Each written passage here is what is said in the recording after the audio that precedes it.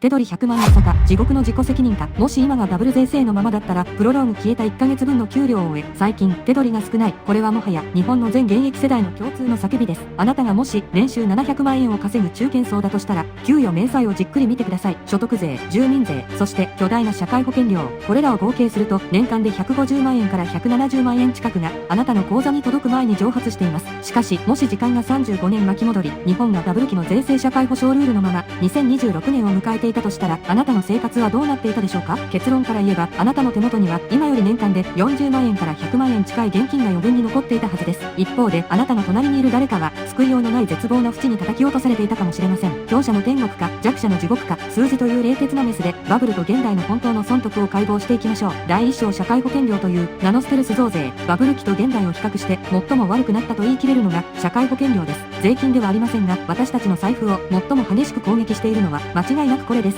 強者の天国ボーナスは丸ごと自分のもの。バブル期の社会保険料率は労使合わせて約 14%、20% 程度でした。今の約 30%、厚生年金健康保険介護保険の合計に比べればこれだけでも天国ですが、真の衝撃はボーナスにあります。1990年当時、社会保険料は月給からしか引かれませんでした。ボーナスからはわずかな定額の手数料のようなものを払うだけ、つまりボーナス3ヶ月分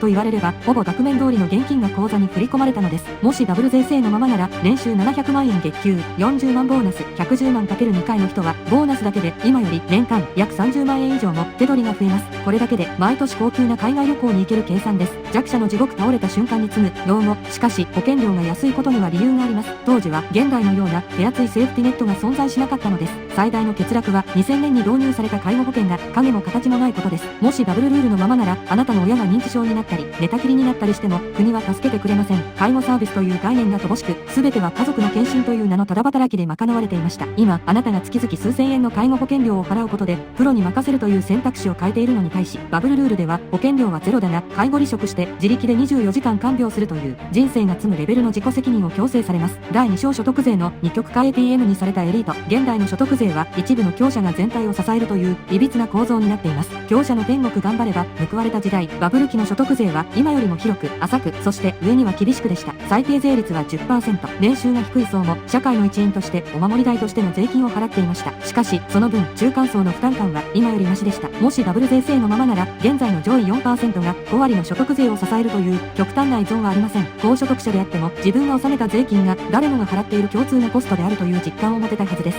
弱者の地獄低所得者への慈悲なき徴収。現代は年収が低い層に対して徹底的な免税措置が取られています。所得税を1円も払わない層が3割もいるのはある種の優しさです。しかしバブル税制に戻ればこの優しさは消えます。年収200万円のフリーターも非課税世帯の高齢者も所得があるなら一律 10% 払えというルールに直面します。現代では苦しいと言いつつもスマホを持ちネットを楽しめる層が、バブル税制下では税金を払うために食費を削るという文字通りの生存危機に直面することになります。第3章法人税のパラドックス。会社が太るか社員が遊ぶか。法人税は過去最高ではない。その通りです。しかしその中身はバブル期とは似て非なるものです。強者の天国経費で落ちる昭和の福利厚生。バブル期の法人税率は約 50%。利益の半分が国に持っていかれるため、経営者は考えました。国に半分取られるくらいなら社員に飲み食いさせて経費で使い切ってしまえと。これがバブル期の華やかな夜の街、タクシーチケットの乱舞、豪華な社員旅行の正体です。高い税率が皮肉にも社員への還元無駄遣いを促していたのです。弱者の地獄株主と内部留保の要塞。現代は法人税率が 30% まで下がりました。企業は効率的に利益を残せるようになりました。過去最高益の正体は、企業が AI やデジタル化で徹底的に無駄を省き、余ったお金を税金や経費として流出させず、内部留保や株主配当という形で要塞の中に溜め込んでいる姿です。バブル税制のままなら、あなたは会社の経費で銀座で飲めていたかもしれません。しかし現代では会社は過去最高に儲かっているのに、あなたの給料には1円も還元されず、ただ会社という法人の数字だけが積み上がっていくのを眺めることになります。第4章未来への分岐点 ATM であり続けるか逃げ出すか。ここまで見てきた通り、バブルと現代の比較は単純などっちが良いという話ではありません。もしダブル税制のままなら、あなたの年間の手取りは今より最大100万円増える。社会保険料とボーナス点引きの差。会社はもっと経費を使ってくれ。仕事終わりのビールも会社持ちだったかもしれない。ただし親が倒れたらあなたのキャリアは終了。よう。自分が病気になれば貯金は一瞬で消える。現代の税制のままなら、あなたは高額な社会保障サブスクを強制契約させられている。稼げば稼ぐほど所得税を払わない層を支える ATM としての役割が重くなる。その代わり、どれほど困窮しても、どんな難病にかかっても、最低限の生存権だけはシステムが保証してくれる。エピローグ2035年、私たちは何を選択するか、今後はどうなるか、数字の推移を見る限り、この ATM 構造はさらに加速します。2030年代、消費税は 15% へ、社会保険料率はさらに数%の上乗せが予測されます。バブル期のみんなでみこしを担いでいた時代は終わりました。現代は一部の強者が大多数の弱者を支えるためのインフラ代を所得税と法人税で肩代わりさせられている時代です。あなたがもしこの ATM であることに耐えられないなら、道は2つしかありません。1つは税制の歪み NISA や法人化などをハックして取られる側から守られる側へ、ルールの中で移動すること。もう1つはこの世界一便利で安全なインフラ代として 7% や 10% の追加料金を笑って払えるほど圧倒的に稼ぐ力をつけることです。バブルは遠くなりにけり、しかしあの頃のいい加減だけど自由だった税制の影を追うことで、私たちが今どれほど安心という名の高額商品を買い込まされているのか、その正体が見えてきたはずです。あなたは100万円多い手取りと引き換えにあの自己責任の荒野へ戻る覚悟はありますか？